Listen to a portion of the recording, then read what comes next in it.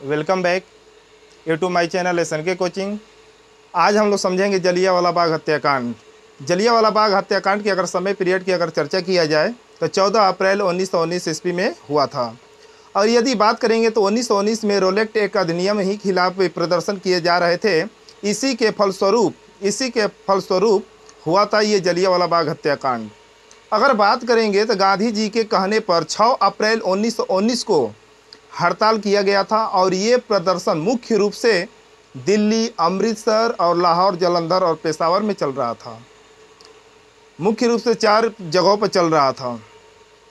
अगर यहाँ पर बात किया जाए तो इसका विरोध करने के लिए दिल्ली से अमृतसर जा रहे थे महात्मा गांधी जी, तो इन्हें अंग्रेजों के द्वारा बीच रास्ते में रोक लिया गया और इन्हें 8 अप्रैल 1919 ईस्वी को गांधी जी को हरियाणा के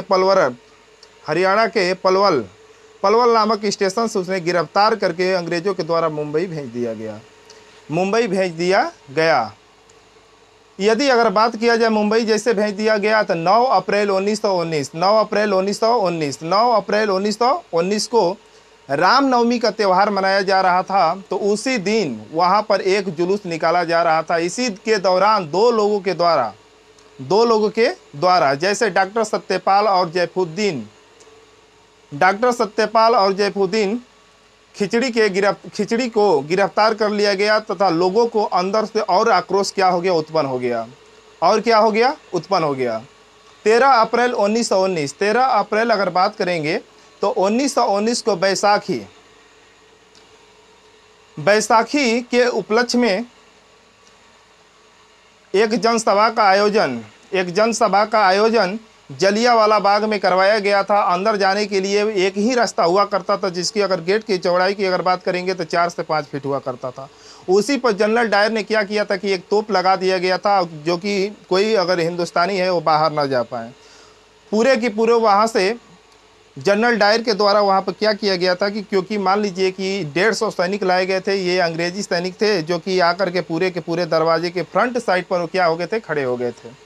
यदि अगर बात किया जाए तो जलियांवाला बाग में करवाया गया था, लेकिन अंदर जाने के लिए मात्र एक ही दरवाज़ा हुआ करता। उस समय वहाँ पर अपने 150 सैनिकों को क्या कर लिया था जनरल डायर ने, पूरे एकदम लाइन से कतार से खड़ा करवा करके। और इतिहासकारों के अनुसार कहा गया कि 15 मिनट के अंदर 1650 गोलियां राउंडिंग की थी, जिसमें से हमारे 25,000 क्रांतिकारी जितने लोग थे उनमें से 3,000 क्रांतिकारियों का तुरंत वहीं पर क्या हो गया, मृत्यु। और जितने लोग अपने जान बचाने के लिए भाग रहे थे वो जा करके अपने जान बचाने को कितने लोग, उस एक नारा हुआ करता था, कुआं हुआ करता, तो उसी में क्या हो गए, लोग कूद गए। कहीं कहीं अपने जान को बचाने के लिए उन्होंने तरह तरह की भीखें मांग रहे थे, लेकिन कोई जनरल डायर उसे चीख तक भी नहीं सुना और बच्चे तक को भी नहीं बख्शा। उन्होंने लखेद करके उन्हें मारा। जैसे यहाँ पर बात किया जाए तो इसमें आदेश देकर फायरिंग तो करवाई। जब ये कांड हुआ तो उसी विरोध में रविंद्रनाथ टैगोर के द्वारा अंग्रेजों के द्वारा दिया गया नाइटहुड की उपाधि दिया गया था इन्हें। रविंद्रनाथ टैगोर ये जैसे हत्या हुआ तो उसी को अपना उपाधि अंग्रेजों को तुरंत वापस लौटा दिया गया। अब यहीं पर अगर बात किया जाए तो इसी के उपलक्ष्य में 1 अक्टूबर 1919 में एक हंटर समिति की स्थापना किया गया था। इसी समिति के द्वारा 20 मार्च 1919 में पेश किया गया और जनरल डायर को यहाँ से निलंबित करवा करके कहाँ भेज दिया गया, इंग्लैंड। और जैसे वहाँ जनरल डायर जाता है तो जितने अगर हिंदुस्तानी वहाँ बीच रास्ते में मिलते हैं उसने अपने तोप में रस्सी से बांध करके उन्होंने घसीटते हुए लेकर गया था। जनरल डायर जब वापस ब्रिटेन पहुंचा तो अंग्रेजों के द्वारा इसे ब्रिटिश साम्राज्य का शेर कहा गया। क्या कहा गया? शेर। ब्रिटिश साम्राज्य का शेर का उपाधि दिया गया। और जब 2013 में जब ब्रिटेन के PM डेविड कैमरून भारत के राजकीय यात्रा पर आए तो इसी आदमी ने विजिटेड इंडिया आ बुक का लिखा था और इसी में जलियांवाला बाग हत्याकांड था। उसी ब्रिटिश साम्राज्य का सबसे निर्लज, सबसे घिनौना कांड कहा था। कौन? ब्रिटेन के PM डेविड कैमरून के द्वारा ये कहा गया कि जो ये जलियांवाला बाग हत्याकांड हुआ था ये सबसे घिनौना हत्याकांड हुआ था। और जनरल डायर की हत्या हमारे देश के एक उधम सिंह हुआ करते थे, जब ये जलियांवाला बाग हत्याकांड हुआ था उसी में वो भी पार्टिसिपेट हुए थे। लगभग उनके समय उस समय 11 से 12 वर्ष की उम्र हो रही थी। इन्होंने ठान लिए कि हम जनरल डायर को क्या करेंगे, अपने हिंदुस्तानियों का बदला ज़रूर लेंगे।